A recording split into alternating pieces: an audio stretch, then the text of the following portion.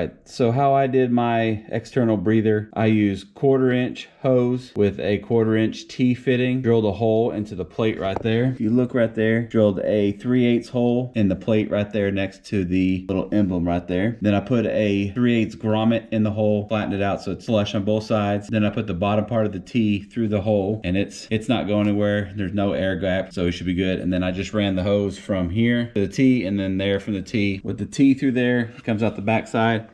And then I'll see if I can get an angle of it. And then right there, it comes through there. I put a zip tie on it just to make sure it holds on there. Once it's there, ran it down through here, came in between, and then it goes there behind the exhaust and is zip tied to the O2 sensor, but away from the exhaust. And then I zip tied the catch can to right here. From the 1/4 to the 3/8, I put a little piece of tubing between the catch can and the 1/4 3/8 adapter, and then just zip tied everything up. I'll link everything down in below that I used and give you some Amazon affiliate links as well, just so you can grab all those parts. But that's how I installed my external breather, and we'll see how well it does after 4,000 miles once I do the oil change. If you got any questions or comment, please put them down below. Make sure you like, comment, and subscribe. I greatly appreciate it, and we'll catch you on whatever I'm doing next. Ride something, ride safe.